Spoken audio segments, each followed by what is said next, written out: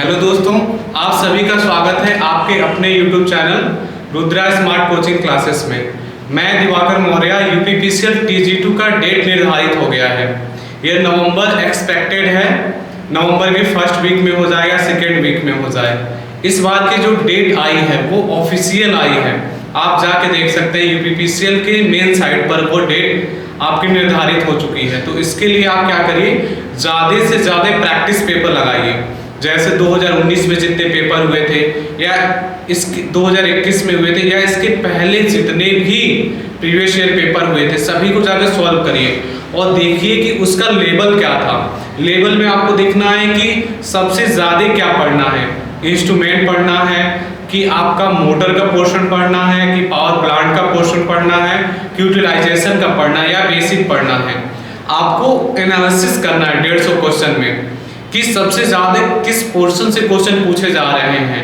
अगर UPPCL TG2 की बात की जाए तो सबसे ज़्यादा इसमें मोटर के पोर्शन पूछे जाते हैं, सबसे ज़्यादा। अगर DC series motor, 3 phase induction motor, transformer, single phase अगर ले लिया जाए, अल्टरनेटर, ट्रांसफार्मर, अगर ये जो 7 आपके मशीन मोटर हैं इससे मैक्सिमम क्वेश्चन पूछे जाते हैं। उसके बाद इंस्ट्रूमेंट के क्वेश्चन पूछे जाते हैं, उसके बाद आपका यूटिलाइजेशन होता है, उसके बाद पावर प्लांट से क्वेश्चन, और आज के समय में सबसे ज़्यादा ड्राइंग के क्वेश्चन पूछे जाते हैं, उसमें अर्थिंग के पूछे जाते हैं। आपको इन्हीं सब टॉपिक को कंप्लीट करना है और बराबर आपको क्या करना है, प्रैक्टिस पेपर लगाना है दोस्तों। आइए शुरुआत करते हैं 51 नंबर से।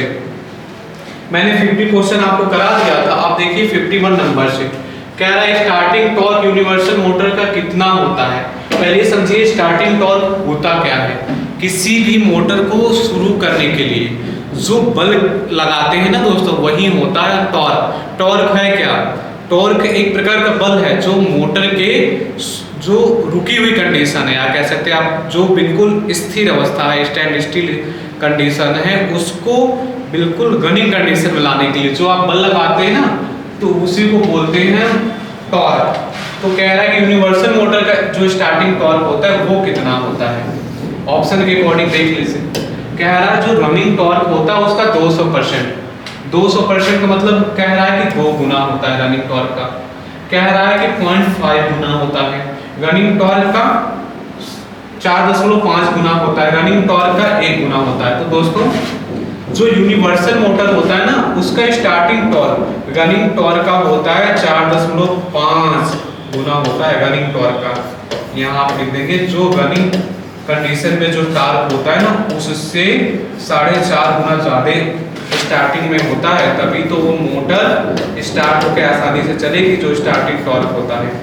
यूनिवर्सल मोटर का एप्लीकेशन पूछा जाता है। यूनिवर्सल मोटर जो होती है ना सबसे ज्यादा मिक्सी में प्रयोग की जाती है, याद रखिएगा। मिक्सी जो घर में मसाला वसाला चटनी बनाते हैं ना उसमें प्रयोग की जाती है। नेक्स्ट क्वेश्चन देखिए, क्या है भूसंपर्कन प्रतिरोध को कम करने के लिए किस विधि का उपयोग किया जाता है। ये अर्थिंग का क्वेश्चन है और कह रहा है कि भूसंपर्कन प्रतिरोध को कम करना है, क्या करेंगे। कह रहा है छड़ की लंबाई बढ़ा देंगे। छड़ की लंबाई बढ़ाएंगे तो उससे रेजिस्टेंस बढ़ेगा। भूसंपर्कन प्रतिरोध को कम करने के लिए जबकि कह रहा है छड़ के व्यास को घटा देंगे। व्यास देख लीजिए, R बराबर फॉर्मूला होता है ρl/a, और R बराबर लिख सकते हैं ρl, और A का मतलब क्या है πr²। R क्या है आपका रेडियस, डायमीटर के रूप में भी ले सकते हैं आप, ρl/π। इस व्यास बराबर क्या होता है 2 गुणे त्रिज्या, लिख लीजिए। अगर जब त्रिज्या बराबर आपको निकालना हो तो व्यास बटे 2 हो जाएगा, तो क्या हो जाएगा d²/4। आप देख रहे हैं इन्वर्सली प्रोपोर्शनल है। अगर हम इसको घटाएंगे तो रेजिस्टेंस बढ़ जाएगा। पहला भी गलत हो गया, दूसरा भी गलत हो गया। क्या ताप द्वारा मृदा को शुष्क करना, बहुत बढ़िया। ताप द्वारा मृदा को शुष्क करोगे मतलब टेम्परेचर दोगे तो रेजिस्टेंस बढ़ेगा ना कि घटेगा। तो तीनों ऑप्शन तो ऐसे ही गलत हो गए। ऑप्शन एलिमिनेट मेथड आपने लगा दिया तो बचा क्या, कई छड़ों का प्रयोग कर लीजिए। पैरेलल में कई छड़ों का प्रयोग करेंगे तो आप जानते हैं सीरीज में रेजिस्टेंस जुड़ता है, पैरेलल में घटता है। देखिए अर्थिंग से कुछ मुख्य इंपॉर्टेंट पॉइंट्स। कह रहा है कि भू इलेक्ट्रोड के चारों ओर 1.5 मीटर से 2 मीटर तक स्थान की खुदाई करने से भू प्रतिरोध को काफी हद तक कम किया जा सकता है। जैसे आपको जहां अर्थिंग करनी है ना, तो अर्थिंग ऐसे जमीन में मत लगाइए, वहां 1.5 से 2 मीटर तक क्या कर लीजिए, गड्ढा खोद लीजिए फिर लगाइए। क्या और नेक्स्ट पॉइंट सुनिए, भू इलेक्ट्रोड का सतह क्षेत्रफल बढ़ाने व उसकी गहराई बढ़ाने से भी भू प्रतिरोध काफी कम हो जाएगा। गर्मी के दिनों में लगभग आपको क्या करना चाहिए, 15 से 20 दिन में नमक कोयला का जो मिश्रण है गड्ढे में डाल देना चाहिए, प्रभावी ढंग से प्रतिरोध कम हो जाता है।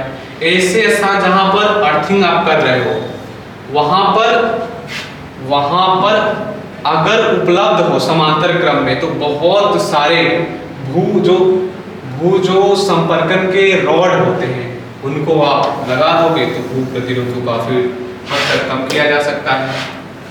आइए नेक्स्ट क्वेश्चन पे देखते हैं। ये क्वेश्चन आपके लिए बहुत ही इंपॉर्टेंट है। इस बार का जो यूपीपीसीएल TG2 का पेपर होगा उसमें काफी हाई ग्रेड जाने वाले, क्योंकि पेपर वो दिसंबर से करा रहे थे, दिसंबर, जनवरी, फरवरी, मार्च, बहुत डिले होते होते समझिए कि अब आया अक्टूबर में उसकी नोटिफिकेशन आई पेपर की, जाके नवंबर में हो रहा। पूरे 1 साल उन्होंने डिले किया है और बच्चों ने रात दिन एक करके तैयारी कर रखा है। कंप्यूटर पर खास फोकस रखना है आपको 50 क्वेश्चन का, क्योंकि उसमें अगर पास नहीं होंगे आप तो आगे का आपका टेक्निकल का पोर्शन बेकार जाएगा, इसलिए कंप्यूटर भी पढ़ते रहिए। आइए अगले क्वेश्चन की बात करते हैं। जिस ट्रांसफार्मर का कोई नुकसान नहीं होता उसे क्या कहते हैं? अरे भाई, ट्रांसफार्मर ऐसा आपको बताना है जिसमें कोई नुकसान ही ना हो। तो नुकसान, दुनिया में ऐसा कोई भी ट्रांसफार्मर मॉडल कुछ है ही नहीं जिसमें नुकसान ना हो, जिसमें लॉसेस ना हो। अगर लॉसेस हो रहा है तो इसका मतलब, अगर लॉसेस हो रहा है तो कंफर्म है कि उसकी आउटपुट कम हो जा रही है। अगर लॉसेस ही नहीं होगा तो मात्र हम कल्पना कर सकते हैं, कल्पना मतलब आइडियल। देखिए कह रहा है विभव ट्रांसफार्मर बिल्कुल नहीं, सेल टाइप नहीं, कह रहा धारा ट्रांसफार्मर नहीं, आइडियल ट्रांसफार्मर मात्र कल्पना किया हुआ ऐसा ट्रांसफार्मर है जिसमें कोई लॉसेस ना हो। ट्रांसफार्मर की अगर आप देखेंगे एफिशिएंसी 98% होती है, लगभग 98 होती है अप्रॉक्सीमेटली, और 2% लॉसेस तो जा रहा है ना, कोर लॉसेस होता है, कॉपर लॉसेस होता है। और कोर लॉसेस आपका 2 प्रकार का होता है, हिस्टेरेसिस और ईडी। देखिए इसमें जो दोनों वाइंडिंग होती है प्राइमरी और सेकेंडरी, उसका ओमिक रेजिस्टेंस क्या मान के चलते हैं? 0। और उसमें कॉपर लॉसेस, आयरन लॉसेस भी 0 मान के चलते हैं, फिर वो ट्रांसफार्मर कहलाता है आइडियल ट्रांसफार्मर। आइए अगले क्वेश्चन पर आते हैं। ज्यादा से ज्यादा क्वेश्चन पर आपको फोकस करना है और सही करके आना है पेपर में। देखिए निम्न में से कौन सा एक ड्राइव नहीं है? कह रहा है डीसी ड्राइव नहीं है, एसी ड्राइव, भंवर धारा, AC current drive, field drive. तो कह रहा है कौन सा ड्राइव नहीं है? डीसी ड्राइव होती है, एसी ड्राइव भी होती है, एडी करंट ड्राइव भी होती है। टाइप्स ऑफ ड्राइव आप पढ़ेंगे ना तो ये आपको बिल्कुल पहले लाइन पे मिल जाएगा। क्या? Types of drive. Types of drive मतलब चालन के प्रकार, कितने प्रकार के चालन होते हैं। तो डीसी ड्राइव कर सकते हैं, एसी ड्राइव कर सकते हैं और एडी करंट ड्राइव कर सकते हैं। ये फील्ड ड्राइव नहीं होता, ये गलत है आपका, यही गलत ही पूछा जा रहा था आपसे। आते हैं अगले क्वेश्चन पर। देखिए कह रहा है उस विद्युत लैंप को क्या कहा जाता है जिसमें गैस या वाष्प में 2 इलेक्ट्रोड के बीच बिजली के डिस्चार्ज द्वारा प्रकाश मिलता है। कह रहा है कि आपने क्या किया है, कोई बल्ब ले लिया है जिसमें कोई ऐसा गैस भरा है जो बिल्कुल अक्रिय गैस हो और 2 इलेक्ट्रोड डाल दिया, अब उसके द्वारा प्रकाश मिलता है। कह रहा है कि हैलोजन लैंप होता है, आर्क लैंप होता है, वैक्यूम लैंप होता है, डिस्चार्ज लैंप। अब इस क्वेश्चन से पकड़िए, बिजली के डिस्चार्ज द्वारा प्रकाश मिलता है तो बहुत आसान हो गया, डिस्चार्ज लैंप बनाएगा। क्वेश्चन में ही आंसर छिपा था। कह रहा था ना उस विद्युत लैंप को क्या कहा जाता है जिसमें गैस या वाष्प में 2 इलेक्ट्रोड के बीच बिजली के डिस्चार्ज द्वारा प्रकाश मिलता है, उसे डिस्चार्ज लैंप कहते हैं। आइए मैं आपको दिखाता हूँ डिस्चार्ज लैंप कैसे होता है। देखिएगा डिस्चार्ज लैंप, यहाँ मैंने लिख दिया डिस्चार्ज लैंप। इससे पेपर में क्वेश्चन भी आते हैं डिस्चार्ज लैंप से। Discharge discharge. देखिए ये आ गया आपका डिस्चार्ज लैंप, ये ले लेते हैं दिखाने के लिए आपको डिस्चार्ज लैंप।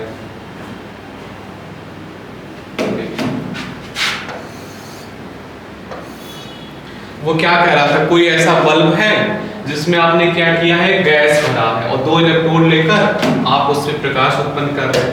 देखिए ये आपका कैथोड है, ये आर्क है, ये गैस डिस्चार्ज चैम्बर है ना, ये गैस डिस्चार्ज चैम्बर, और कैथोड एनोड है। देखिए ये आपका कैथोड है, ये वाला कैथोड है, और आपका ये एनोड है, और ये गैस का बल्ब है। यही होता है gas discharge lamp. Next question पे देखते हैं। अगले क्वेश्चन को देखा जाए तो इंडक्शन मोटर से देखिए, 3 फेज इंडक्शन मोटर में किस गति को वास्तविक गति कहते हैं? वास्तविक गति मतलब कि आपका देखिए रियल गति कह रहा है कि रोटेटिंग मैग्नेटिक फील्ड की गति, स्टेटर की गति, रोटर में निर्मित अभिवाह की गति, या रोटर की गति। अगर वास्तविक गति आपसे पूछा तो वास्तविक गति क्या होती है? 3 फेज इंडक्शन मोटर में करते क्या है आप देखिएगा। पहले आप क्या करते हैं, 3 फेज सप्लाई दे देते हैं R/B, तो उसमें होता क्या है, ये तीनों 120 डिग्री पर आप क्या करते हैं, वाइंडिंग करके 3 फेज सप्लाई देते हैं, तो एक रोटेटिंग मैग्नेटिक फील्ड बनता है जो कि सिंक्रोनस स्पीड से घूमता है, जो कि सिंक्रोनस स्पीड से घूमता है।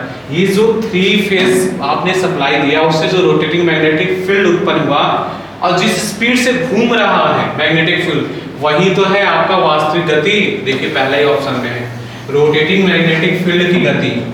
आपको दोस्तों मैं यहाँ फॉर्मूला बता देता हूँ जो कि बहुत इंपॉर्टेंट है। ये सिंक्रोनस स्पीड का फॉर्मूला होता है ns = 120/p। इससे क्वेश्चन पूछे जाते हैं, और जो सिंक्रोनस स्पीड होता है इसकी यूनिट होती है आरपीएम। आरपीएम का मतलब होता है राउंड पर मिनट। ns f क्या है, सप्लाई फ्रीक्वेंसी, p क्या है, जो भी स्टेटर में नंबर आप पोल कितने हैं वो है। अगर पूछ काफी से फॉर्मूले से सवाल बन जाते हैं, कभी फ्रीक्वेंसी निकलवा लेता है, सिंक्रोनस स्पीड देकर, 3 चीजें हैं, 2 चीज फिक्स कर देगा, एक वेरिएबल कहेगा निकालिए। आइए अगले क्वेश्चन को देखा जाए। कह रहा है कि तुल्यकालिक मोटर को विशेष रूप से शक्ति गुणक शोधक उपकरण पावर फैक्टर करेक्शन डिवाइसेस के रूप में नियोजित करने पर उन्हें क्या कहेंगे? मतलब सिंक्रोनस मोटर से क्या कर रहे हैं आप, पावर फैक्टर करेक्शन का काम कर रहे हैं, तो उसको क्या कहेंगे? ये तो बहुत ही फेमस क्वेश्चन है। देखिए सिंक्रोनस मोटर को आप क्या करिए, नो लोड पर चलाइए, नो लोड पर ओवर एक्साइटेड कर दीजिए। 3 प्रकार के एक्साइटेशन होता है, over excitation, under excitation, over excitation, under excitation, और देखिए 100% एक एक्साइटेशन होता है, 100% से कम होता है, एक 100% से ज्यादा होता है। 100% से ज्यादा जब एक्साइट करते हो तो उसको बोलते हैं ओवर एक्साइटेशन, और अंडर एक्साइटेशन मतलब 100% से कम जब आप एक्साइटेशन करते हैं, और ये है आपका लेवल एक्साइटेशन मतलब 100% ही रखते हैं। आइए देखते हैं, तो उसको कहते हैं क्या, सिंक्रोनस कंडेंसर कहते हैं। पहला ऑप्शन था, कह रहा सिंक्रोनस अल्टरनेटर, बिल्कुल नहीं। कह रहा था सिंक्रोनस मोटर, बिल्कुल नहीं। उसको हम कहते हैं सिंक्रोनस कंडेंसर। इसका काम क्या है, पावर फैक्टर करेक्शन का, ट्रांसमिशन लाइन में या बहुत सारी जहां 3 फेज इंडक्शन मोटर लगी हुई है इंडस्ट्री में, वहां इसका हम प्रयोग करते हैं, पावर फैक्टर करेक्शन कर लेते हैं। अब देखिए, अब कुछ क्वेश्चन एप्लीकेशन से हैं जिन्हें बार बार पूछा जाता है पेपर में, जिन्हें बार बार पेपर में पूछा जाता है, आपको क्या करना है, इन्हें याद कर लेना है। देखिए जैसा कि क्वेश्चन आपके सामने है, अल्ट्रा स्लिम ज्यामिति के आधार पर किस प्रकार की बैटरी डिजाइन की गई है? कह रहा है सीसा अम्ल, इसी को बोलते हैं लेड एसिड। कह रहा है ली आयन बहुलक, निकेल धातु hydroxide, lithium ion. Ultra slim ज्यामिति के आधार पर किस प्रकार की बैटरी की डिजाइन की जाती है?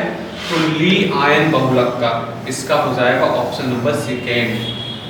देखिए लेड एसिड बैटरी होती है, उसका पूछा जाता है कि इफिशियंसी कितनी होती है, तो उसकी इफिशियंसी होती है 80 से 85% उसकी इफिशियंसी होती है। और उसका जीवन काल भी पूछा जाता है, कमेंट्स बॉक्स में जीवन काल कमेंट्स करिएगा दोस्तों।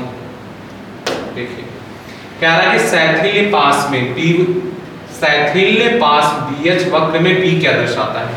आइए, कह रहा है चुंबकीय अभिवाह घनत्व दर्शाता है, कह रहा है कि रिलक्टेंस दर्शाता है, चुंबकन बल दर्शाता है, या अधिकतम अभिवाह दर्शाता है। जब BH वक्र में B क्या दर्शाएगा?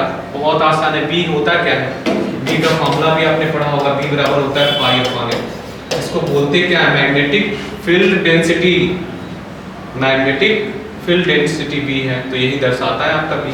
मैं आपको BH वक्र दिखा देता हूँ, देखिएगा, उसमें मैं आपको बता दूंगा,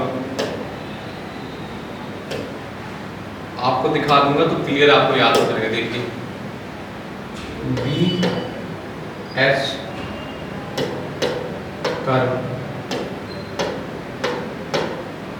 देखिए BH कर्व आ जाएगा, आगे BH कर्व,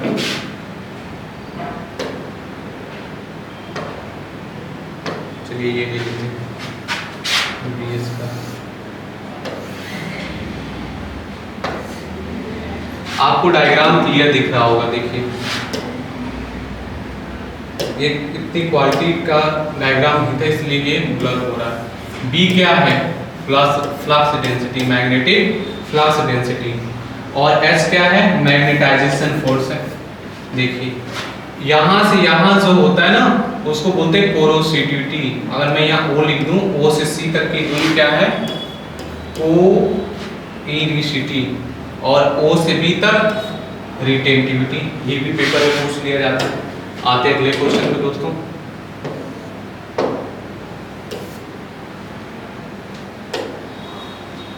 नेक्स्ट क्वेश्चन है, देखिए क्या कह रहा है? For 3 phase power and lightning load the type of cable must be. इसको क्या करिएगा? पॉज करके खुद से पहले आंसर दीजिएगा। कह रहा है कि 3 फेज का पावर है, लाइट लोड है, लाइट लोड है, पंखा चलाना, आपको टीवी चलाना है, फ्रिज चलाना है, 3 फेज पावर और लाइट लोड है। केबल किस प्रकार का प्रयोग करोगे? कह रहा है कि कह रहा है केबल किस प्रकार का प्रयोग करोगे? कह रहा है 3 या हाफ कोर, कह रहा है 3 कोर, 4 कोर, कह रहा है 2.5 कोर।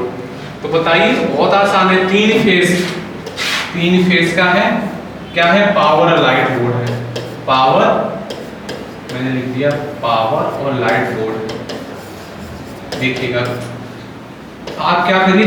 3 कोर यूज कर लीजिए RYB के लिए, और एक कोर और यूज करिए, किसके लिए? न्यूट्रल के लिए।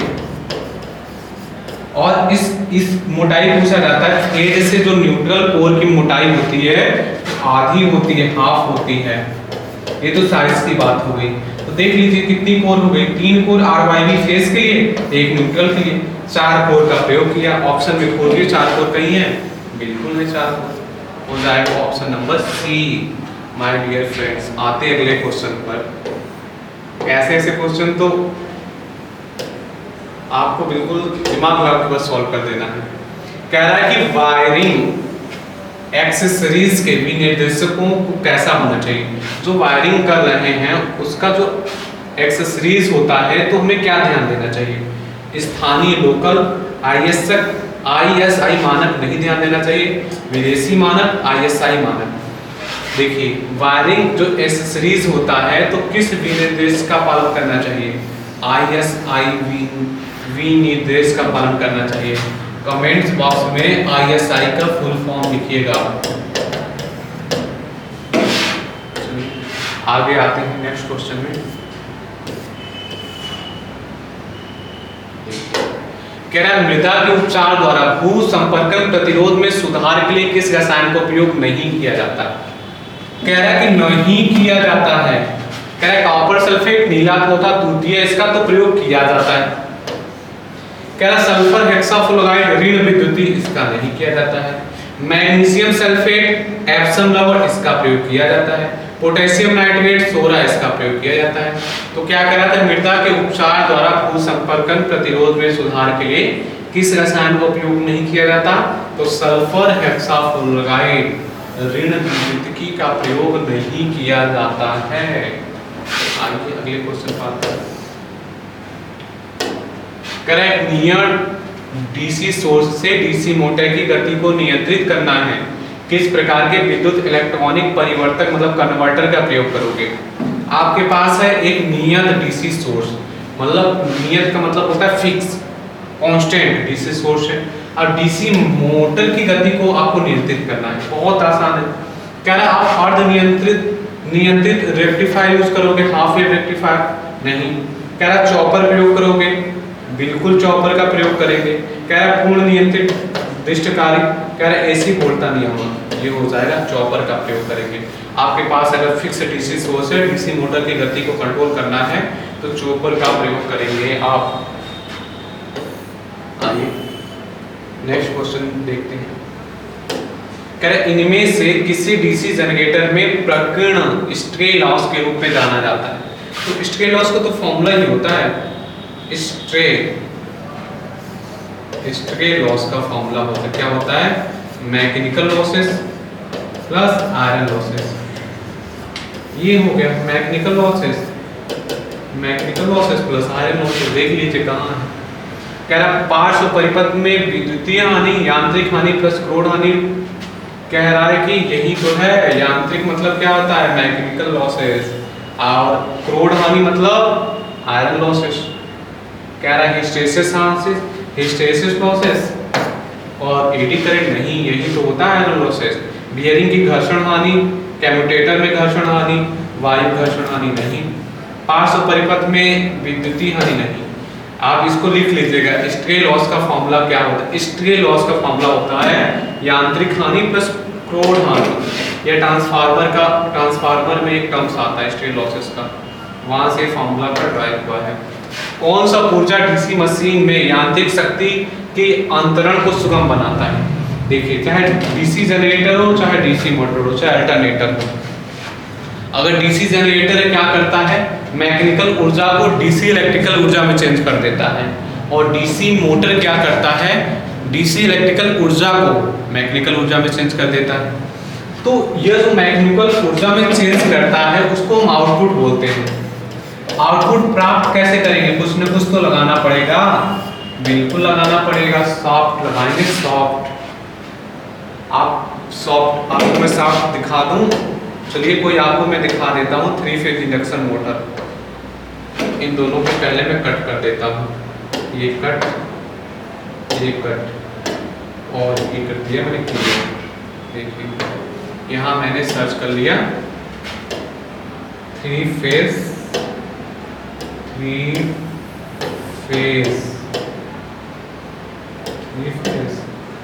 इंडक्शन मोटर,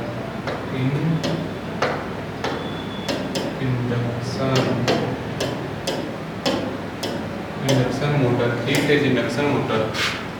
आइए एक एक उसके ऊर्जा को देखते हैं। यही है सॉफ्ट, ये साइड वाला। चलिए देखते हैं क्वालिटी किसकी अच्छी है, इसकी क्वालिटी अच्छी है। देखिए यही तो है सॉफ्ट। ये इस हम क्या करते हैं, यही तो पुली लगा के हम मैकेनिकल ऊर्जा प्राप्त करते हैं। इसी के बारे में पूछा जा रहा था। ये क्या है, टर्मिनल बॉक्स है, इसी पे तो 3 फेज सप्लाई देते हैं। और ये बाहर वाला भाग क्या है, ये योक है, इसको फ्रेम बोलते हैं, बॉडी बोलते हैं। और इसमें इसी पे क्या होता है, स्टेटर का कोर होता है, स्टेटर की वाइंडिंग होती है। आइए और आपको दिखा देते हैं, बिल्कुल देखिए यह एक है आपका डायग्राम, इसी के ऊपर आ जाएगा। मैं जल्दी ही 3 फेज इंडक्शन मोटर एक लेक्चर लूंगा जिसमें आपको बताऊंगा कैसे कैसे क्या है सब। देखिए इसमें आपको एक एक पार्ट्स दिखाया गया है। यह फैन का कवर है, जो फैन चलता है ना पीछे उसका कवर है। यह कूलिंग फैन है, इंड बेल है, 2 लगते हैं। ये लिफ्टिंग आई है, क्या करते हैं, इंडस्ट्री में इसे उठाते हैं। नेम प्लेट है, कितने एचपी की मोटर है, कितनी सप्लाई, कितनी करंट। ये स्टेटर की कॉइल है, ये बियरिंग की सील है, ये स्क्वायर केस रोटर आपको दिखाया गया है, ये वाला स्क्वायर केस रोटर है।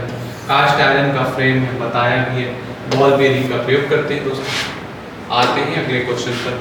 इस क्वेश्चन से मैंने आपको बता दिया कि सॉफ्ट ही होता है जो यांत्रिक शक्ति क्या होता है, अंतरण को सुगम बनाता है। देखिए लौह चुंबकीय पदार्थ किससे बनाए जाते हैं? तो इसके लिए होता है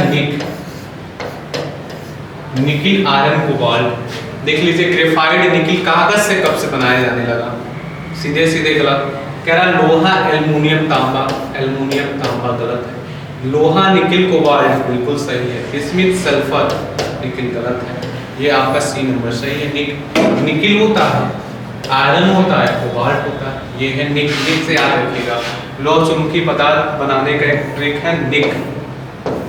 आपको मैं ना किसी दिन समझा 1 2 3 ट्रिक बताऊंगा। जैसे सभी मोटर की एफिशिएंसी ज्ञात करने के लिए ट्रिक होता है, उसमें माँ इज गुड टेलर से उसको याद करते हैं। जल्दी मैं आपको बता दूंगा। किसी प्रेरण मोटर के पोल को दोगुना करने पर गति पर क्या प्रभाव पड़ेगा? आपको अभी मैंने फॉर्मूला सिखाया था, NS बराबर 120 F/P। NS बराबर क्या होता है? 120 F/P। कह रहा है कि पोल को दोगुना कर दीजिए। चलिए इसको दोगुना कर दीजिए। दोगुना अगर आप इसको बढ़ाएंगे तो ये घट जाएगा, जब ये दोगुना करेंगे तो उसकी स्पीड आधी हो जाएगी। कैसे? देख लीजिए, इनवर्सली प्रोपोर्शनल होता है।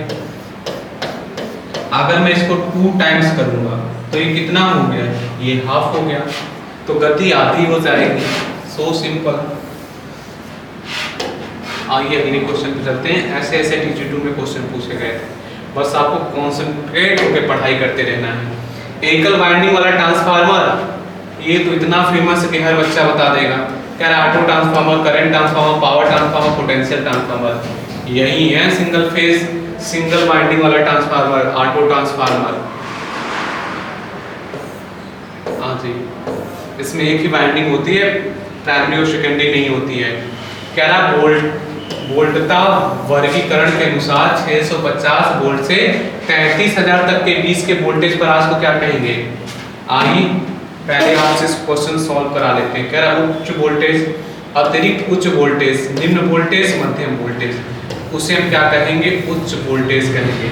आइए आपको थ्योरी में दिखाता हूँ, मेरे साथ बोलिएगा सभी लोग। 250 वोल्ट से नीचे की वोल्टेज लो वोल्टेज, निम्न वोल्टेज लो वोल्टेज। देखिए 250 से 650 वोल्ट के बीच में वोल्टेज लो हो गया, मीडियम वोल्टेज, लो के बाद मीडियम वोल्टेज। इसको नोट डाउन कर लीजिएगा। 650 वोल्ट से 33,000 वोल्टेज, इसको ले सकते हैं 33 kV वोल्टेज। kV मतलब किलो वोल्ट, इसको बोलते हैं हाई वोल्टेज। क्या बोलते हैं? High voltage. Classification of voltage है ये। और 33 kV से ऊपर के वोल्टेज को क्या बोलते हैं? Extra high voltage. क्या बोलेंगे my dear friends? Extra high voltage. Clear हुआ आपको? देखिए क्या पूछा जा रहा था, 650 वोल्ट से 33 kV के बीच का वोल्टेज, तो हाई वोल्टेज ही तो कहलाएगा। हाई वोल्टेज हो गया आपका। कितना आसान है, 70 क्वेश्चन हम लोग कंप्लीट कर चुके हैं। देखिए नेक्स्ट क्वेश्चन कह रहा है किसी अल्टरनेटर की आवृत्ति को, अभी तो मैंने सिखाया आपको जब कि फार्मूला क्या होता है सिंक्रोनस स्पीड का, NS बराबर 120 F/P। कह रहा भैया हमें निकाल के दिखाओ आवृत्ति, तो क्रॉस प्रोडक्ट नहीं कर सकते हैं आप? बिल्कुल कर सकते हैं। F को यही रहने दीजिए, तिरिया गुणा कर दीजिए, NP/120 बता दीजिए उससे फार्मूला। F बराबर NP/120, ये है फार्मूला। आपका option number C is right हो जाएगा। आगे बढ़ते हैं। देखिए कह रहा है कि EMF induced in the secondary of the transformer is directly proportional to which of the quantity. कह रहा है किसी परिणामित्र के द्वितीयक में प्रेरित EMF किस राशि के समानुपाती होता है? हिंदी कितना डेंजरस है। कह रहा है किसी परिणामित्र के द्वितीयक में प्रेरित EMF किस राशि के सीधे समानुपाती है? चलिए फॉर्मूला लिख लेते हैं EMF का। ट्रांसफार्मर में जो EMF इंड्यूस होता है सेकेंडरी का, तो इसको लिख लेते हैं E2। E2 बराबर क्या लिखते हैं? 4.44 5 मैक्स, उसके बाद Fn2। तो देख लीजिए कह रहा सेकेंडरी लोड के, बिल्कुल नहीं। क्या number of turn in the primary winding के, number of turn primary winding के कहाँ है? सेकेंडरी के हैं, पागल बना रहा है। तो कोर क्षेत्र में फ्लक्स घनत्व, अब पकड़ में आई बात। Flux density in the core area इसी के समानुपाती है। पीरियड ऑफ द फ्रीक्वेंसी कह रहा है किसी परिणामित के द्वितीयक में प्रेरित ईएमएफ किस राशि के समानुपाती होता है। Flux density in the core area देख लीजिए B बराबर क्या होता है 5। अब 5 की जगह रख दीजिए। चलिए दूसरा पेन में यूज कर लेता हूँ 4.44। अब 5 की जगह रखना है तो क्या रखेंगे B max A F N देख लीजिए। Flux density in the core area यही तो है आपका। पूरा मैंने फॉर्मूला लिखकर आपको समझा दिया। देखिए इनमें से किस प्रणाली में 3 कला शक्ति का मापन 2 वाट मीटर विधि से नहीं किया जा सकता। सीधे सीधे पूछ रहा है कि 2 वाट मीटर जो मेथड है ना तो 4 ऑप्शन में किसमें यूज नहीं करेंगे। कह रहा 3 फेज है 4 तार है बिल्कुल। अब देखिए ये ध्यान देना आपको बैलेंस एंड बैलेंस। अगर 2 वाट मीटर लगा रहे हैं 3 फेज और 4 वायर में बैलेंस होगा तो मेजर कर लेगा। अगर 3 फेज है 4 वायर है अगर अनबैलेंस है तो 2 वाट मीटर विधि काम ही नहीं करेगा। देखिए यहाँ है 3 कला 4 तार अनबैलेंस भी हो जाएगा आंसर। उसके लिए आप प्रयोग करेंगे 3 फेज वाट मीटर का 3 फेज वाट मीटर का प्रयोग करेंगे। आइए अगले क्वेश्चन पे चलते हैं। देखिए कह रहा 12 वोल्ट बैटरी के लिए कितने लेड एसिड सेल को समूहीकृत किया जाता है उन्हें कैसे जोड़ा जाता है। एक बात आप बताइए सीरीज में करंट समान होता है कि वोल्टेज समान होता है। आप कहेंगे सर करंट समान होता है ठीक है।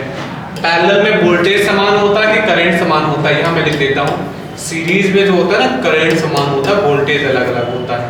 पैरेलल में क्या होता है पैरेलल में वोल्टेज समान होता है वोल्टेज इक्वल होता है ये होता है समान और सीरीज में करंट समान होती है। अब आते हैं पॉइंट पे। अगर आपने देखिए अगर बैटरी को आप सीरीज में लगाते हैं तो क्या बढ़ेगा और बैटरी को पैरेलल में लगाएंगे तो क्या बढ़ेगा। बैटरी को पैरेलल में आप क्यों लगाते हैं और बैटरी को सीरीज में क्यों लगाते हैं।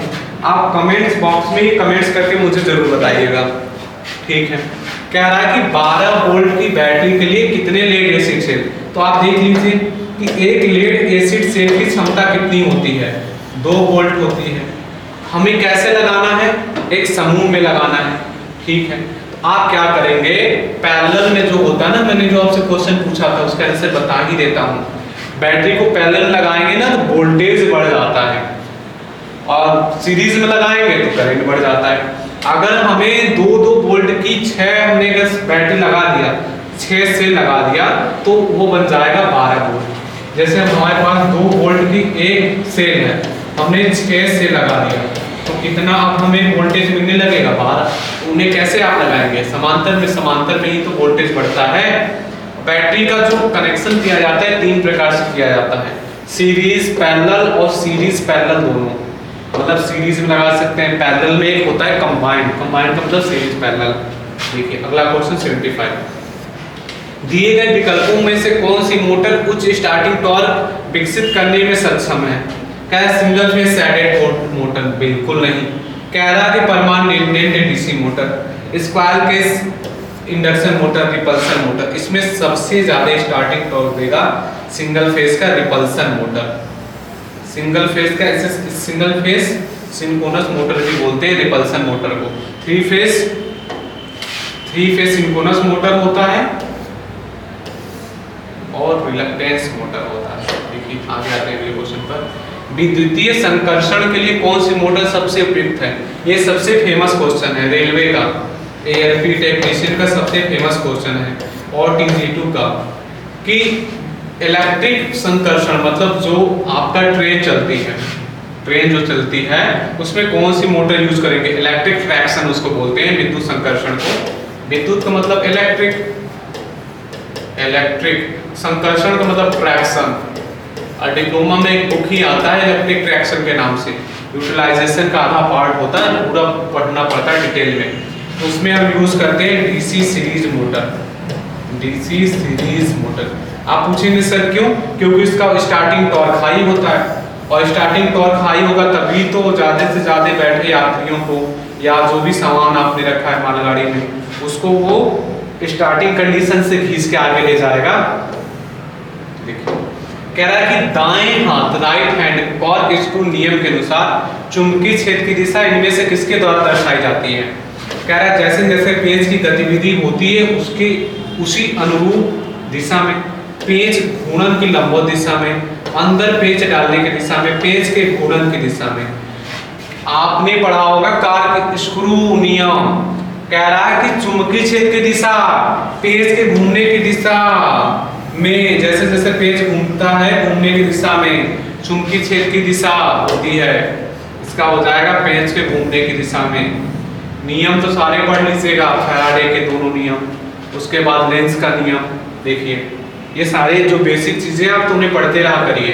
यदि एक सिरोपरी संचरण लाइन की लंबाई लगभग 50 से 150 किलोमीटर है और लाइन वोल्टेज आपको दिया है तो बताइए कि कैसा है ये? कह रहा है लंबी संचरण लाइन है, कह रहा है कि उच्च संचरण लाइन है, कह रहा है कि लघु है, कह रहा है कि मध्यम है। लॉन्ग संचरण लाइन है, कह रहा है कि हाई संचरण लाइन है, लघु है या मध्यम है। लघु तो लघु के अभी मैं थ्योरी आपको बता दूंगा, पहले आप इसका आंसर खुद से दीजिए फिर मैं आपको बता रहा हूँ। चलिए आपको थ्योरी बताता हूँ।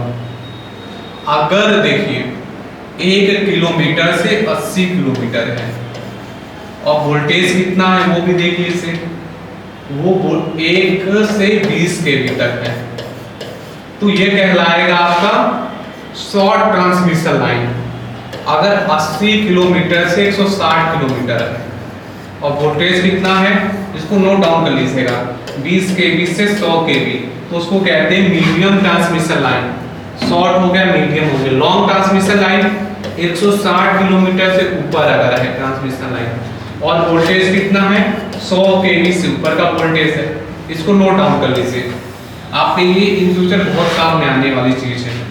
तो देखिए किलोमीटर कितना दिया है 50 से 150 किलोमीटर, किस में आएगा भैया? मीडियम में आएगा। मीडियम है कहाँ? मध्यम संचरण लाइन। लगा के आगे मुस्कुरा के आगे बढ़िए। 78 खत्म हो गया, देखिए 79। ऐसे ऐसे क्वेश्चन आएंगे तो आप उड़ा देंगे। कह रहा है समांतर में 3 प्रतिरोध जुड़े हैं 50 ओम, 100 ओम, 150 ओम, टोटल प्रतिरोध। ऐसे सवाल पूछोगे हमसे, लो आप ही कहेंगे अभी बता रहे हैं। ये हो गया R1, R2, R3। पैरेलल में ये जुड़े हुए रेजिस्टेंस का फॉर्मूला होता है, जोड़ दीजिए 1/50 प्लस 1/100 प्लस 1/150 1/8। इसको ध्यान से लिखिए। अब क्या करिए इसका एलसीएम ले लीजिए, 300 एलसीएम होगा और 50 का 300, ये 3 ये 2। चलिए R बराबर आप क्या करिए उसको उलट दीजिए 300/6 3 9 2 11। चलिए भाग करिए 11 दूना 22, 8 80 हो गया, 11 7 77, 11 दूना 22, 27.27 27 27 27 27। ये हो गया ऑप्शन नंबर 4। अब सीरीज में आपसे पूछता तो आप तो खुद हीरो हैं। सीरीज के लिए 2 ही तो फॉर्मूले होते हैं सीरीज पहले। सीरीज में होता तो क्या करते हैं आप? R1 plus R2 plus R3। अगर 3 रेजिस्टेंस होता तो ऐसे कर देते पूरा। पैरेलल के लिए फॉर्मूला है, समांतर जिसको कहते हैं समांतर श्रेणी। इतनी तो आप समझ ही रहे होंगे। ये समांतर हो गया, ये श्रेणी हो गया। आइए अगले क्वेश्चन पे आते हैं 80 नंबर पे। क्या कह रहा है 80 नंबर? कह रहा है कि नीचे दिया गया कौन सा कथन शुष्क प्रकार के ट्रांसफार्मर के लिए सत्य है? शुष्क ट्रांसफार्मर मतलब ड्राई टाइप ट्रांसफार्मर। अब कह रहा है सुटेबल होता है आउटडोर इंस्टॉलेशन के लिए, बेटर होता है ओवरलोड कैपेसिटी के लिए। आप हिंदी देखते रहिएगा। बेहतर अतिभार क्षमता के लिए, नॉन हाइड्रोस्कोपिक के लिए, निम्न आंशिक डिस्चार्ज के लिए। कह रहा है ड्राई टाइप ट्रांसफार्मर कहाँ यूज करते हैं भाई? सुटेबल होता है आउटडोर इंस्टॉलेशन।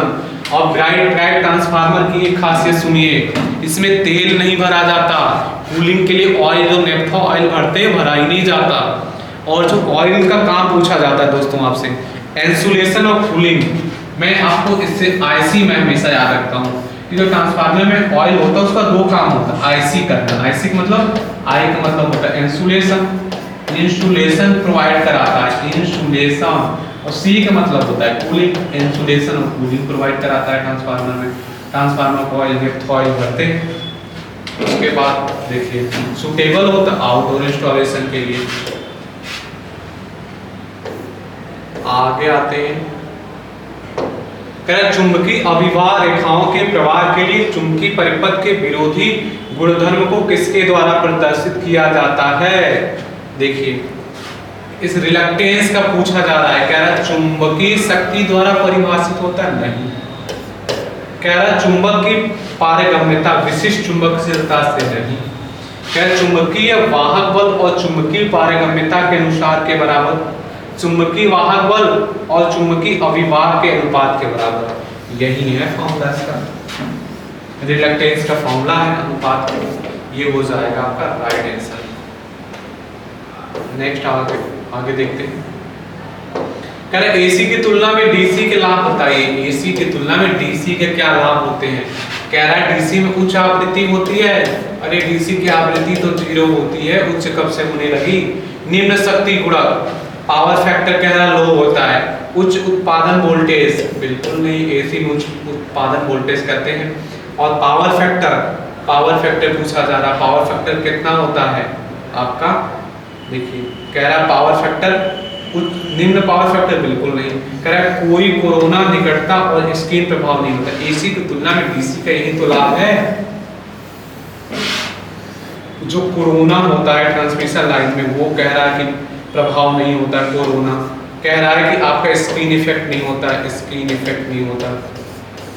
और इसमें निकटता, ये इसका प्रभाव नहीं होता। ये लाभ होते हैं इसके एसी की तुलना में।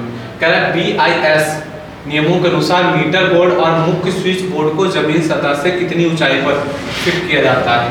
जो मीटर के बोर्ड होते हैं या मुख्य स्विच होते हैं उसको जमीन से बताइए। जैसे ये मान लीजिए जमीन है, जमीन, तो अगर हमें लगाना है मीटर बोर्ड, मैंने लिख दिया इस पे मीटर बोर्ड लगाना है। मीटर बोर्ड ये तो आपको आना ही चाहिए। यहाँ मुख्य स्विच बोर्ड लगा रहे हैं आप, यहाँ लगा रहे हैं मुख्य स्विच बोर्ड। तो जमीन से बताइए इसकी ऊंचाइयां कितनी होती है, कितनी ऊंचाई लेंगे। कह रहा 2.75 मीटर, 2 मीटर, 1.5 मीटर, 2.5 मीटर। तो 1.5 मीटर की ऊंचाई पर लगाते हैं। कितना, 1.5 मीटर की ऊंचाई पर लगाया जाता है।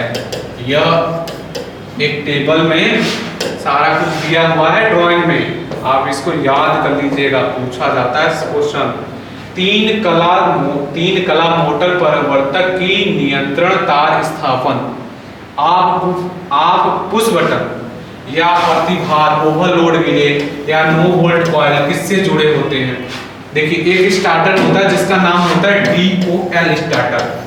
फुल फॉर्म बताइए। DOL स्टार्टर का डायरेक्ट ऑनलाइन स्टार्टर कितने HP तक प्रयोग किया जाता है। 1 HP से आपका 5 HP तक प्रयोग करते हैं इसको। और ऑप्शन में अगर लेना तो ऑप्शन में 3 HP मारिएगा, 2 HP, 2.5 HP, 3 HP। 1 HP से 5 HP में प्रयोग किया जाता है। 3 कला मोटर प्रवर्तक की नियंत्रण तार स्थापन ऑफ पुश बटन अतिभार रिले। देखिए ऑफ पुश बटन हो, अतिभार रिले हो, नो वोल्ट कॉइल, क्या करना चाहिए, सभी का सभी सीरीज में जोड़ देना चाहिए। यह व्यवस्था आपको देखने को कहाँ मिलती है, DOL स्टार्टर में। स्टार्टर का काम क्या है, 5 से 7 गुना ज्यादा जो करंट खींचता है ना शुरू में मोटर, उसको वो कंट्रोल करती है जो स्टेटर में उसकी जो कॉइल खींचती है। क्यों, क्योंकि बैक ईएमएफ शुरू में 0 होता है। देखिए इस क्वेश्चन में फाई की कमी है। लाइफ में हमेशा किसी न किसी चीज की कमी रहती है दोस्तों। तो देखिए इस क्वेश्चन में भी कमी थी फाई की, उसको मैंने फाई लगा दिया। आगे आते चलिए, कह रहा कि ईएमएफ का समीकरण आप तो बहुत अच्छे से जानते होंगे। अल्टरनेटर के ईएमएफ का समीकरण क्या होता है, 4.44 फाई FT वोल्ट। बस खोज के लगा दीजिए, कहीं दिख रहा है आपको, पहले में तो दिख रहा है 4.44 फाई FT वोल्ट। हो गया ललन टॉप। आगे बढ़ते हैं, अब इसका गर्दा उड़ाते हैं, कुछ है क्या है इसमें। कह रहा है 5 या 15 एम्पीयर 250 वोल्ट के जो विद्युत सहायक उपकरण है, एक्सेसरीज है, उनकी रेटिंग को क्या किया गया, BIS 1293 और 1988 के अनुसार किस वर्ष में 6 एम्पीयर या 16 एम्पीयर 240 वोल्ट में चेंज कर दिया गया। मतलब 5 या 15 एम्पीयर 250 वोल्ट को चेंज कर दिया गया BIS। और ये इस रूल के अकॉर्डिंग बताना कब, 1991 में, 2005 में, 2000 में और 1980 में। ऐसे क्वेश्चन को दोस्तों आपको याद करना पड़ेगा, वरना अगर सर के बल अगर खड़े हो जाएंगे ना तब भी आप पेपर में नहीं बता पाएंगे। 1991 में इसका हो जाएगा आंसर राइट। ऐसे क्वेश्चनों को कॉपी में नोट डाउन कर करके याद कर लीजिएगा। Which type of prime mover is considered in high speed prime mover for an alternator? किस प्रकार का प्राइम मूवर अल्टरनेटर के उच्च गति के लिए यूज करते हैं। देखिए अब आपको मैं बताता हूँ प्राइम मूवर होता क्या है। प्राइम मूवर जो होता है ना, अल्टरनेटर के शॉफ्ट को घुमाने के लिए एक मोटर होता है जो शक्ति प्रदान करता है। प्राइम मूवर के रूप में आप क्या क्या यूज कर सकते हैं। प्राइम मूवर के रूप में आप डीजल इंजन यूज कर लीजिए, पेट्रोल इंजन यूज कर लीजिए, वाष्प टरबाइन, जल टरबाइन, उसके बाद न्यूक्लियर पावर प्लांट का यूज कर लीजिए, न्यूक्लियर पावर प्लांट यूज कर लीजिए। मतलब जितने भी आपने पावर प्लांट पढ़े हैं, हाइड्रो पढ़ा है आपने, हाइड्रो पावर प्लांट, उसके बाद thermal power plant, nuclear power plant, gas turbine power plant, उसके बाद डीजल इंजन, पेट्रोल इंजन, इन सभी का प्रयोग कर सकते हैं आप प्राइम मूवर के रूप में। आपको क्या क्वेश्चन में पूछ रहा है, अल्टरनेटर की अगर हमें हाई स्पीड प्राप्त करनी है तो हाई स्पीड मिलेगी कैसे। कह रहा है इलेक्ट्रिक मोटर से, कह रहा है गैस टरबाइन से, जल टरबाइन से। जल टरबाइन से तो मरे गति मिलती है 500 आरपीएम तो सबसे ज्यादा पोल इसी में लगे होते हैं अल्टरनेटर में।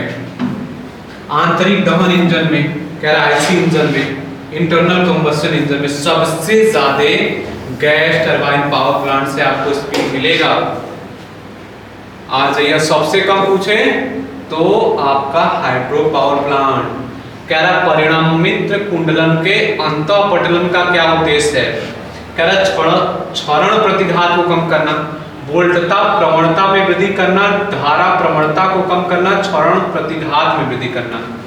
अंतःपटलन क्यों यूज कर रहे हो, क्योंकि क्षरण प्रतिघात को कम करना, कह रहा इसके लिए प्रयोग करते हैं।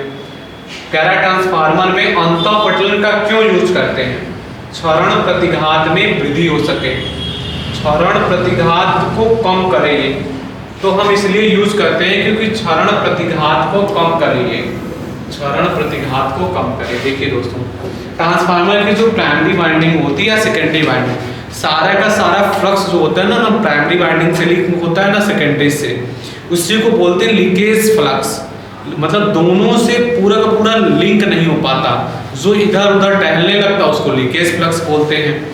तो कह रहा है कि हम अंतःकुंडलन का क्यों प्रयोग करते हैं, इसलिए करते हैं क्योंकि क्षरण प्रतिघात को कम कर ले, इसलिए हम प्रयोग करते हैं। आते हैं अगले क्वेश्चन पर।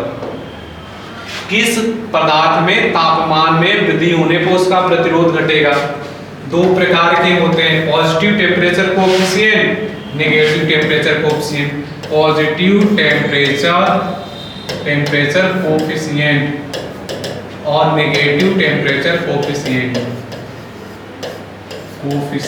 देखिए पॉजिटिव टेम्परेचर कोएफिशिएंट मतलब कंडक्टर सारे के सारे आते हैं, अगर आप तापमान बढ़ाओगे तो उनका रेजिस्टेंस क्या होगा, बढ़ेगा। नेगेटिव टेम्परेचर कोएफिशिएंट में इंसुलेटर आता है सेमीकंडक्टर, तापमान बढ़ाओगे तो रेजिस्टेंस कम होगा। तो तापमान में वृद्धि होने से प्रतिरोध कम हो रहा था, तो सेमीकंडक्टर या इंसुलेटर।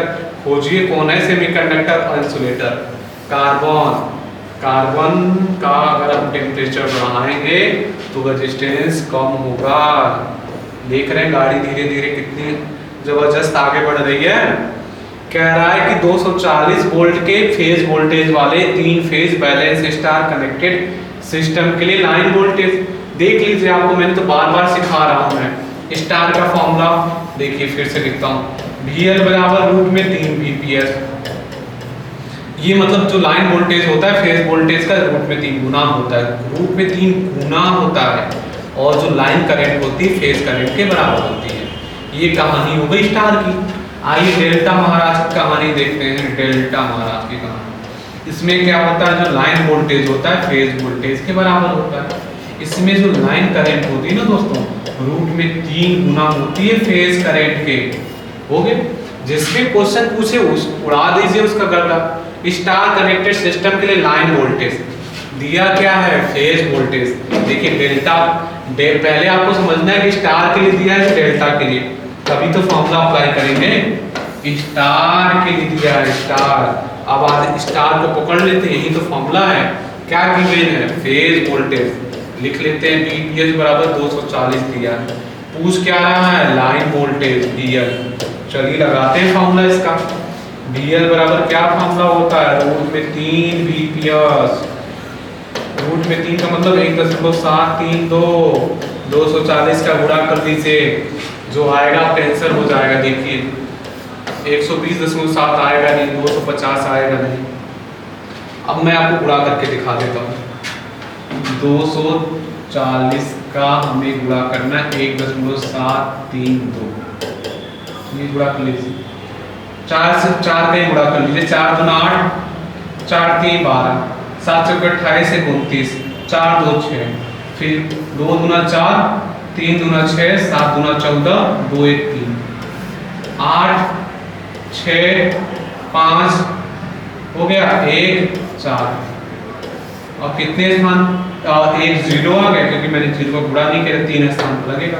415.680 तो 415.7 हो जाएगा। 0.5 मतलब 0.5 के बाद कोई संख्या है तो ये बढ़ जाती है। देखिए पॉइंट, तो ये हो गया आपका आंसर। आइए 91 पर। अब 9 क्वेश्चन और बचे, हंसते हंसते इनको भी आप कर लीजिए। अल्टरनेटर में आर्मेचर कोड को कम करने के लिए कह रहा है, अल्टरनेटर में आर्मेचर कोड को लैमिनेटेड क्यों करते हो। मैंने आपको इतना बता दिया इसको कि अब हर एक बच्चा इसको कर लेगा। पूछेगा सिलिकॉन स्टील क्यों यूज करते हैं, क्यों यूज करते हैं, हिस्टैरिसीस लॉसेस को कम करने के लिए। और सिलिकॉन स्टील का लैमिनेशन क्यों यूज करते हैं, ईडी करंट लॉसेस को कम करने के लिए। अरे बार बार आपसे पूछा जा रहा है, इसको नहीं बता पाएंगे तो बेकार है। फिर भंवर धारा हानि, इसी को इंग्लिश में क्या बोलते हैं, eddy current losses. Eddy current losses, eddy current losses, भंवर धारा हानि हो जाएगा आपका आंसर। आइए अगले क्वेश्चन पाते हैं। अगला क्वेश्चन आपसे क्या पूछा जा रहा है, देखिए कह रहा है कार्यालय या अन्य कोई विशिष्ट उद्देश्य के लिए किस प्रकार के प्रकाश व्यवस्था करोगे। 4 प्रकार की प्रकाश व्यवस्था होती है। मैंने पिछले वाले लेक्चर में आपको, पिछले वाले पेपर में मैंने सिखाया था। प्रत्यक्ष, अप्रत्यक्ष, अर्ध-अप्रत्यक्ष, अर्ध-अप्रत्यक्ष। तो कह रहा है किस प्रकार का प्रयोग करोगे, अर्ध-अप्रत्यक्ष का प्रयोग करते हैं। अर्ध-प्रत्यक्ष का एक होता है डायरेक्ट, एक होता है इनडायरेक्ट, एक होता है सेमी डायरेक्ट, एक होता है सेमी इनडायरेक्ट। अर्ध मतलब का आपका सेमी डायरेक्ट का प्रयोग करेंगे आप। कार्यालय हो गए या कोई अन्य विशेष उद्देश्य हो गया आपका। तो देखिए अगले क्वेश्चन पर, तार स्थापन के दौरान निम्नलिखित विकल्पों में से किस पर ध्यान नहीं देना चाहिए। दोस्तों ऑप्शन पढ़िए। पहला ऑप्शन कह रहा है किसी भी गेज के भूत संपर्कन तार का प्रयोग कर लोगे। कह रहा है कि परिपथ पर अधिक भार नहीं होना चाहिए। स्विच बोर्ड उचित ऊंचाई पर लगाए जाने चाहिए। वितरण प्रणाली पर तार स्थापन करना। देखिए कह रहा है तार की स्थापना कर रहे हो, किस पे ध्यान ही नहीं दोगे, 3 पे ध्यान दोगे ना, ध्यान जिस पे दोगे उसको समझ लो। किसी भी गैस के भू संपर्कन तार का प्रयोग कर लो। पागल हो गया क्या, ये कह रहा है किसी भी तार को यूज कर रहे हो जिसका गेज ध्यान ही ना दो। गेज का मतलब होता है स्टैंडर्ड वायर गेज। गलत बात बोल रहा है, यही कह रहा ध्यान नहीं देना चाहिए। बिल्कुल इस पे तो ध्यान देना चाहिए। कह रहा है किसी भी गेज के भूसंपर्कन तार का प्रयोग करना चाहिए। अरे बिल्कुल ऐसा हम नहीं करेंगे, हम बिल्कुल ध्यान देंगे कि हम कितना मोटाई का यूज कर रहे हैं तार, जो हम अर्थिंग के लिए यूज कर रहे हैं। देखिए इस पे हम ध्यान देंगे, परिपथ पर अधिक भार नहीं होना चाहिए, बिल्कुल ध्यान देंगे। स्विच बोर्ड उचित ऊंचाई पर लगाएं, बिल्कुल ऊंचाई पर लगाएंगे, अच्छी ऊंचाई पर। स्विच बोर्ड उचित ऊंचाई भी सिखाया था ना आपको, कितनी ऊंचाई पर लगाएंगे मुख्य स्विच बोर्ड, 1.5 मीटर, इसको मीटर कर दीजिएगा। वितरण प्रणाली पर तार स्थापन करना, ये तीनों के तीनों ध्यान देंगे, ऊपर वाला ध्यान नहीं देंगे। फेज के उदासीन तार, न्यूट्रल वायर के शॉर्ट सर्किट होने पर क्या प्रभाव पड़ेगा, ये सभी को पता होगा कि अगर फेज का कोई तार है, उदासीन मतलब फेज और न्यूट्रल है, शॉर्ट सर्किट हो गया। शॉर्ट सर्किट में होता क्या है, हाई करंट फ्लो होने लगता है, फायर हो जाता है। कह रहा है नो करंट फ्लो, क्या बात कर दिया आपने, नो करंट फ्लो गलत, लो करंट फ्लो, अरे तो कैसे लो करंट फ्लो होगा, लो करंट नहीं, हाई करंट फ्लो होगा और फायर हो जाएगा। ऑप्शन नंबर डी हो जाएगा दोस्तों। देख रहे हैं हंसते हंसते कितने गजब के क्वेश्चन सॉल्व हो जा रहे हैं, ज्यादा लोड लेने की जरूरत ही नहीं है। कह रहा वैद्युत धारा के उच्च वोल्टता के कारण यदि वैद्युत तार और उपकरण अतितप्त हो जाएंगे, फिर लो कर लिया बात, ज्यादा लोड डाल दिया आपने, लोड ज्यादा लोड से क्या होने लगा, गर्म होने लगा, गर्म होकर क्या होगा, जल सकता है, उसी प्रकार रह सकता है। अरे ज्यादा लोड डाल देंगे तो उसी प्रकार कैसे रह सकता है, फ्रीज कर सकते हैं, यार आग पकड़ सकता है, आग पकड़ सकता है, जल सकता है। कह रहा है कि वैद्युत धारा के उच्च वोल्टता के कारण यदि वैद्युत तार और उपकरण अतितप्त हो जाएंगे तो वह क्या होंगे, जल सकते हैं, वह जल जाएंगे। तो ऐसा नहीं करना है आपको, सावधानी बरतनी है। आइए अगले क्वेश्चन पर बढ़ते हैं हम लोग। क्या कह रहा है, डीसी आपूर्ति के लिए यदि एसी ओवरलोड रिले का उपयोग किया जाता है तो क्या होगा। कह रहा है डीसी आपूर्ति के लिए आपने क्या किया, एसी ओवरलोड रिले का प्रयोग कर लिया तो होगा क्या, कम धारा खींचेगा। कह रहा कि प्रेरणी प्रतिघात की अनुपस्थिति में अधिक धारा खींचेगा, कार्य नहीं करेगा, समान धारा खींचेगा। देखिए डीसी आपूर्ति के लिए आपने एसी ओवरलोड रिले का प्रयोग कर लिया, तो जो रिले में होती है ना, कॉइल होती है, मतलब प्रेरणीय प्रतिघात की अनुपस्थिति में अधिक धारा खींचने लगेगा। डीसी आपूर्ति के लिए अगर आपने एसी ओवरलोड रिले का प्रयोग कर लिया तो प्रेरणीय प्रतिघात की अनुपस्थिति में अधिक धारा खींचने लगेगा, क्योंकि डीसी की फ्रीक्वेंसी होती है 0। आगे आते हैं, देखिए यह भी क्वेश्चन बहुत अच्छा, यहाँ लगा लेते हैं VL IL, VL IL, VL IL, VL IL, अब यहाँ लगा लेते हैं 5। हो गया क्वेश्चन कंप्लीट। 3 फेज शुद्ध प्रतिरोध तार लोड में शक्ति कितनी होगी, बहुत अच्छा। 3 फेज का लोड आप नहीं बता पाएंगे, बिल्कुल बता पाएंगे। कह रहा है कि 1/3 कब से होने लगा, कह रहा रूट में 3 VL IL cos phi, root में 3 VL IL, कह रहा 3 VL IL cos phi। आप बताइए इसका क्या होगा, क्या होगा इसका, दो चीजें होती हैं, रूट में 3 VL IL, ये हो जाएगा ऑप्शन नंबर सी। 3 फेज का पावर का फॉर्मूला क्या होता है, रूट में 3 VL IL, यह है ऑप्शन नंबर 3 में। और P बराबर क्या होता है, 3 VPS IPS, यह है 3 फेज cos phi। इसी ऑप्शन में तो मिला था, रूट में 3 VL IL, और किसी ऑप्शन में नहीं है। नेक्स्ट बढ़ते हैं अगले क्वेश्चन पर। विशिष्ट प्रतिरोध की इकाई, विशिष्ट प्रतिरोध की इकाई, देखिए फिर से आ जाते हैं क्वेश्चन पर। देखिए R बराबर होता है रो L अपॉन A, R का पूछता ओम, विशिष्ट प्रतिरोध का पूछा जा रहा है पक्षांतर करने से, R इंटू A/L। R का मैंने क्या बताया, ओम, ओम लिख लिया, इंटू इसको लिख लिया मीटर स्क्वायर, ये हो गया मीटर लंबाई, काट दीजिए, ओम मीटर। क्या बचा आपका, ओम इंटू मीटर। विशिष्ट प्रतिरोध की यूनिट क्या हो जाएगी, ओम मीटर। खोजिए, पहले ऑप्शन मिल गया और लग गया। आइए आगे बढ़ते हैं।